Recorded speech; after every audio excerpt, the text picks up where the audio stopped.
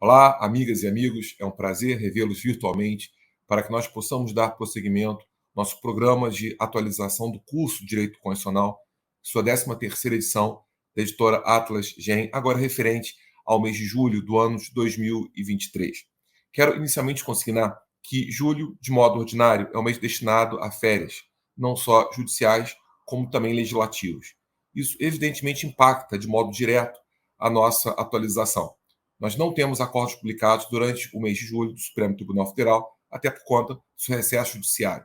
Resta-nos tão somente uma lei publicada durante esse mês que produziu impacto direto na temática pertinente ao direito constitucional. Quero trazer, então, à nossa consideração essa legislação. Na verdade, ela envolve direitos sociais para que nós possamos, aí sim, abordar algo ligado ao princípio da igualdade, de acordo com nossa Constituição.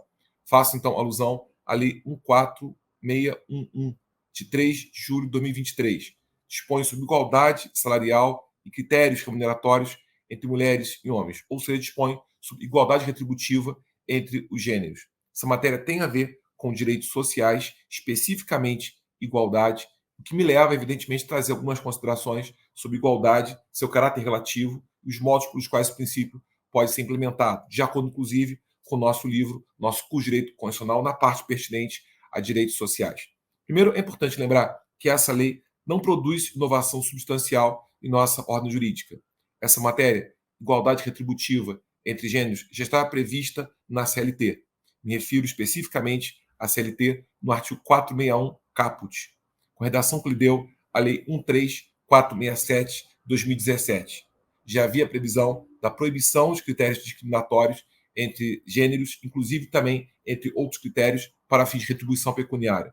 Portanto, é uma matéria relevantíssima, porém, nesse ponto específico, não inova substancialmente a nossa ordem jurídica. Ela caminha para e passo, reitero, com a CLT, artigo 461, caput, com redação que lhe deu a Lei 13467 do ano de 2017. Agora, é importante também ressalvar que essa lei concretiza um princípio de nossa Constituição. E me refiro agora ao artigo 7º, inciso 20, que é uma especificação da igualdade no mercado de trabalho.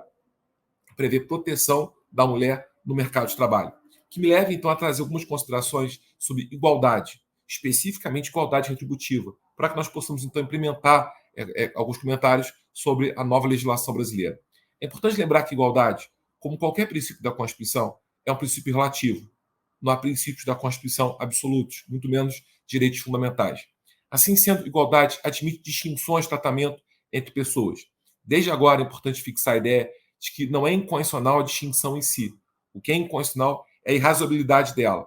A distinção, por si só, pelo contrário, é uma forma pela qual se implementa a igualdade. O que pode ser tido como inválido é o critério irrazoável de crime entre pessoas. Quando, na verdade, essa discriminação passa a ser razoável, ela assume a forma ou de discriminação ou de privilégio. São violações de igualdade, portanto, que violam o princípio da razoabilidade, tocante também a tratamento isonômico entre pessoas. A distinção que existe entre discriminação e privilégio é que discriminação importa numa situação de desvantagem, enquanto privilégio implica numa situação de vantagem.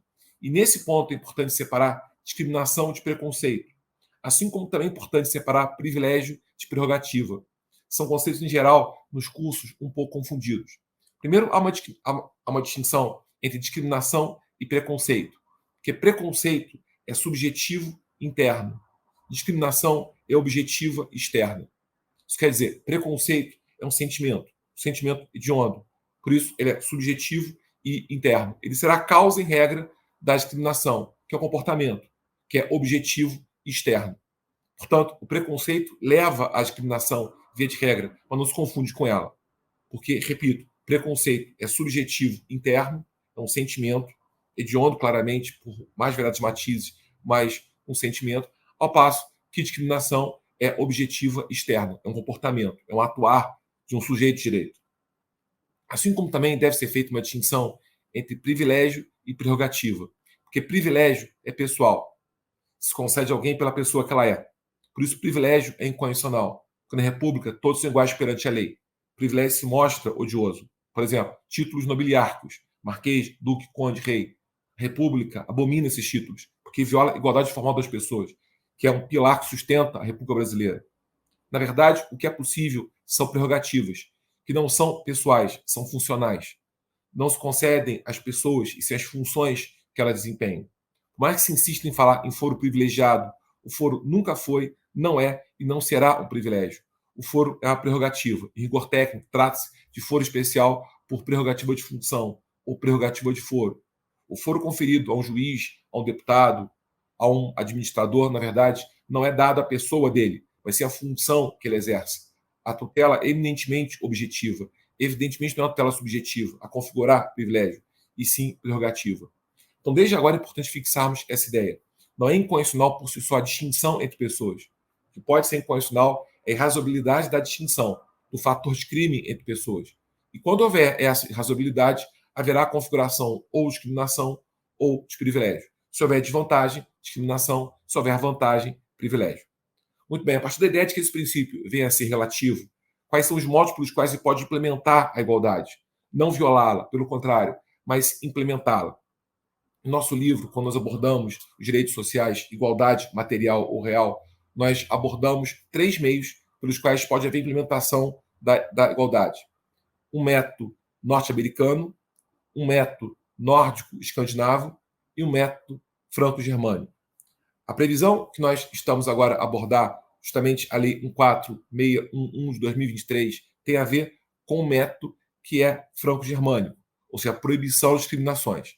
A lei proíbe discriminações por razão de gênero para efeito de retribuição pecuniária. Claramente, nossa legislação adota, nesse ponto, o método franco-germânico, que tem explicações, inclusive, na França e na Alemanha, especialmente. Agora, é bom lembrar que esse método não é o único pelo qual se pode implementar a igualdade. Há métodos nórdicos escandinavos, por exemplo, verificados na Dinamarca, Suécia, Noruega, Islândia, Finlândia, através de prestações do Estado, de políticas públicas, que pretendem implementar igualdade. Aqui chama a atenção, embora não seja nosso objeto imediato de estudo, ao método norte-americano, chamado ações afirmativas. Quero aproveitar esse vídeo para que nós possamos debater brevemente sobre o que vem a ser ações afirmativas. E nesse ponto, me parece importante que nós discutamos, pelo menos, primeiro, o que vem a ser definição de ações afirmativas. Segundo, a nomenclatura ações afirmativas. Mas especialmente 3 questões: os meios, os fins e a validade. Os meios, os instrumentos pelos quais se pode implementar uma ação afirmativa, os fins, os objetivos buscados por uma ação afirmativa e a validade, como se afirma a validade de uma ação afirmativa. Primeiro, o que são ações afirmativas? Posso dizer que são políticas ou programas, públicos ou privados, de concessão de benefícios a grupos sociais, que foram ou são vítima de alguma discriminação. Repito, políticas ou programas, públicos ou privados, de concessão de benefícios a grupos sociais, que foram ou são vítima de alguma discriminação. E aqui chama atenção para alguns detalhes. Primeiro, política ou programa. Nem sempre é algo tão amplo ao ponto de ser política. Pode ser algo mais restrito, configurando-se um programa. Nem sempre esse programa, por exemplo, pode ser público, ele pode ser privado. Hoje no Brasil, há empresas privadas que fazem ações afirmativas. Política ou programa, público ou privado. O que importa é a concessão de benefícios a grupos sociais, porque eles foram ou porque eles são vítima de alguma discriminação. Repare que aqui volta a falar no caso de discriminação, que é a violação de igualdade que importa em desvantagem, mas vejam que eu utilizo o verbo ser no passado e no presente, porque quero indicar o seguinte: em filosofia do direito há uma discussão sobre fundamentação filosófica da ação afirmativa. E é uma discussão hoje no mundo que divide 2 correntes: justiça compensatória ou justiça distributiva. Para quem fala em compensação, foram discriminados e se compensa o que passou. Para quem fala distribuição, são discriminados e pretende agora distribuir riquezas no presente, não no passado. Eu posso dizer que hoje, pelo menos na teoria americana, prepondera a ideia compensatória, mas é uma forte corrente ainda, na verdade, distributiva. Por isso, acho importante que nós falemos das 2 versões, da distribuição no presente ou da compensação no passado. Por isso, o conceito foi esse: políticas ou programas, públicos ou privados, de concessão de benefícios a grupos sociais, que foram ou são vítima de alguma discriminação. A partir disso, acho importante lembrar algo ligado à nomenclatura.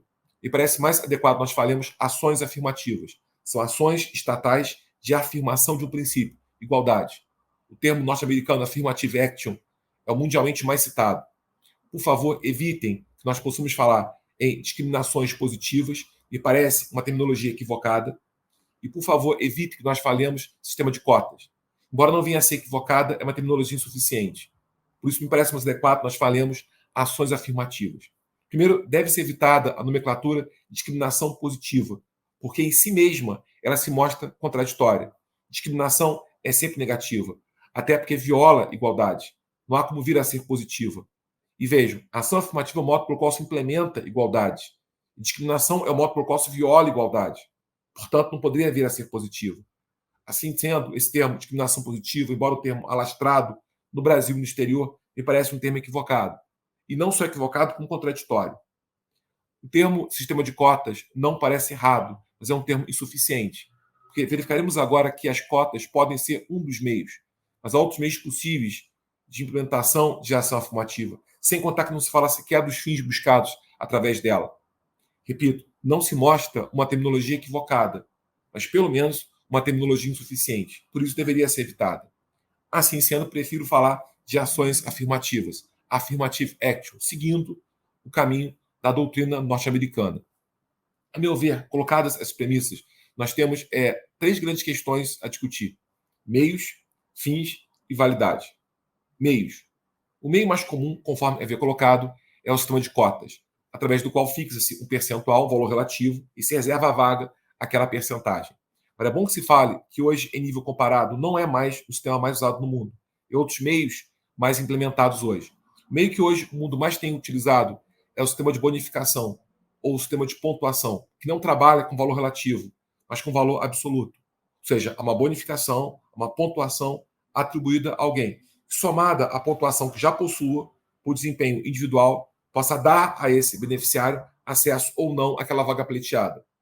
Então, outro meio, aliás, o meio hoje que o mundo mais tem utilizado é o sistema de pontuação ou o sistema de bonificação. Um outro modo pode ser reformulação de políticas para contratar pessoal. Nós temos hoje empresas que formularam políticas para contratar pessoal, por exemplo, fomentando diversidade étnica, sexual, ideológica, e até o treinamento, o trainee, pode ser o meio pelo qual se implementa a ação afirmativa. Então, a ideia seria a seguinte: sistema de cotas pode representar uma parcela importante da ação afirmativa, mas não esgota a matéria. Há outros meios possíveis de implementação da ação afirmativa, especialmente sistema de pontuação ou de bonificação, reformulação de políticas para contratar pessoal, o treinamento oferecido a alguém, como modo pelo qual se pode também exercer a ação afirmativa. Mesmo ressalva, faço relação aos fins. O fim mais conhecido no Brasil hoje é acesso ao ensino, especialmente acesso ao ensino superior. No Brasil, são, na verdade, comuns nós encontremos ações afirmativas para acesso ao ensino superior. Assim como a cota não esgota o meio, o ensino não esgota o fim. Nós temos outros fins possíveis também das ações afirmativas. Indico aqui, no mínimo, mais 3 fins. Um outro fim pode ser obtenção de emprego. E aqui, emprego utilizado lato sensu, não como emprego, relação empregatícia, mas como ocupação profissional, como trabalho. Emprego, tarefa, função, encargo, incumbência, ofício, enfim, ocupação profissional. Outro exemplo pode ser efetuação de despesa pública. Por exemplo, quando nós temos auxílios temporários, o próprio dispêndio de recurso público é a forma pela qual se pode implementar uma ação afirmativa. Então, efetuação de despesas públicas. Por exemplo, auxílios transitórios. Por exemplo, foi visto em relação à Covid-19. E um outro exemplo, o exemplo mais moderno que o mundo tem conhecido hoje, é a delegação de serviços públicos. No direito americano, por exemplo, foram vistos casos de delegação de serviços públicos ligados à comunicação social, especialmente TV e rádio, a certas minorias. Na verdade, pode ser uma forma também de ação afirmativa. Então, nós teríamos, além do acesso ao ensino, a obtenção de emprego visto como ocupação profissional, mas também a efetuação de gasto público, despesa do Estado, ou seja, o dispêndio de recursos estatais e, por fim, delegação de serviços públicos. A grande questão que nós temos aqui, de certo modo, enfrentar quando se aborda a ação afirmativa é a validade dela. Como se afere a validade de uma ação afirmativa? O Brasil teve, no mínimo, 2 acordos importantes sobre isso, mas nenhum deles o nosso tribunal enfrenta de modo categórico o critério utilizado na ação afirmativa, que nos leva à jurisprudência americana, nos leva a beber na fonte, para que nós possamos enfrentar essa questão. Direito americano, nós temos 2 cases importantes. O caso Baker, dos anos 70, e o caso Bollinger, de 2003. Ambos, o que há de comum que são ações afirmativas de matéria educacional. O caso Baker levava em consideração o sistema de cotas. O caso Bollinger, já em atenção à tendência de reforçar o sistema de bonificação ou de pontuação, já leva em consideração o sistema de bonificação ou de pontuação. No primeiro caso, a Corte Suprema Americana fixou um critério. No outro caso, ratificou esse critério. Aliás, há acordos recentes, inclusive desse ano, que têm ratificado o mesmo critério utilizado, na mesma linha do caso Baker, depois do caso Bollinger. Inclusive, caso recente da Corte Americana de junho de 23, ratificando esse critério. Qual é o critério que a Corte utilizou? Senhores e as senhoras sabem que na common law, a principal questão que o tribunal decide não é bem o caso concreto, mas é o critério usado para julgar aquele caso ou outros casos iguais. Isso, na verdade, é o âmago da ideia do efeito vinculante. A grande discussão não seria bem o julgamento daquele caso específico, mas o critério que o tribunal utilizaria no futuro para julgar casos iguais àquele. No primeiro caso, a Corte Suprema fixou a posição, no outro caso, ratificou. E afirmou o seguinte: existiam 3 critérios possíveis de discussão das ações afirmativas: o soft, o hard e o strict, ou seja, o leve, o moderado e o radical. A Corte optou pelo último. Então, fixou a tendência do chamado strict scrutiny test. Teste, escrutínio estrito, radical. Não é nem leve, muito menos moderado, é radical. Escrutínio test strict. E, na verdade, fixou a seguinte ideia: para a ação afirmativa ser tida como válida, ela deve dar satisfação cumulativamente a 3 condições. Quero aqui traduzir literalmente os termos do inglês para o português. Primeiro, imperativo e interesse do governo. Fala-se imperativo. Repare, não basta só haver interesse. Interesse imperativo. Então, imperativo, interesse do governo. Segundo, programa desenhado sob medida para o fim visado. Fala-se muito em fit, medida, adequação, justeza. Então, programa desenhado sob medida para o fim visado. E terceiro, a demonstração de que o meio utilizado era o único disponível para alcançar aquele fim. Não havia outro meio disponível para buscar o fim que não fosse aquele meio que foi utilizado pelo Estado ou pela própria empresa privada. Se porventura houver falha de alguns critérios na posição americana, a ação afirmativa é tida como incondicional. Ou porque não há imperativo interesse do governo, ou porque mesmo que exista, não há programa desenhado sob medida para o fim visado, ou mesmo que exista, porque há prova de que havia outro meio menos oneroso para a busca do mesmo fim. Em outras palavras, a ação afirmativa, para ser tida como válida, deve dar satisfação a 2 características. Ela tem que ser temporária e ela tem que ser integrada. Ela tem que ser temporária, tem que ter previsão de um dia vir a ser extinta, por mais longo que venha a ser esse prazo. Ela não pode ser vitalícia, muito menos perpétua. Tem que haver previsão de um dia vir a ser extinta, quando, na verdade, pretende-se obter, de modo material, a igualdade real. Então, primeiro, que ela venha a ser temporária, por mais longo que venha a ser esse prazo previsto, mas que haja um prazo previsto para a sua extinção. Segundo, que ela venha a ser integrada. Não se pode centrar promoção social de alguém na ação afirmativa, mas ela deve manter diálogo com outras políticas públicas. Educação, cultura, desporto, lazer, ação afirmativa, pleno emprego, etc. Ela tem que se manter integrada com outras políticas públicas para um fim maior, que é a promoção social da pessoa humana. Mas não se pode centrar a promoção social tão somente nela. Ela deve manter diálogo, interconexões com outras políticas públicas, que, quando integradas, visam, na verdade, alcance desse objetivo maior, que é o bem-estar social, na verdade. Portanto, ela deve dar satisfação a 2 condições, são essas: ser temporária e ser integrada. Enfim, amigas e amigos, durante o mês de julho de 23, tivemos tão somente uma legislação que tem impacto direto em direito constitucional, repito, é a Lei 14611, do dia 3 de julho de caso 23. Essa legislação aborda basicamente proibição da eventual discriminação de gênero, mas eu fui um pouco mais além. Na verdade, eu introduzi mais 2 métodos, além desse método franco-germânico, pelo qual se pretende implementar a igualdade. O método nórdico-escandinavo, que é das prestações do Estado, especialmente falei sobre o método norte-americano das ações afirmativas. Dito isso, então, voltaremos no próximo mês, no mês de agosto de 23, para que nós possamos aí sim trazer acordos do Supremo Tribunal Federal, legislações que venham a ser incrementadas, modificadas, introduzidas, para que nós possamos aí sim, de modo mais amplo, estabelecer uma atualização do nosso curso de direito constitucional, não só pertinente à legislação, como também pertencente à jurisprudência. Muito obrigado, forte abraço, até lá então, valeu.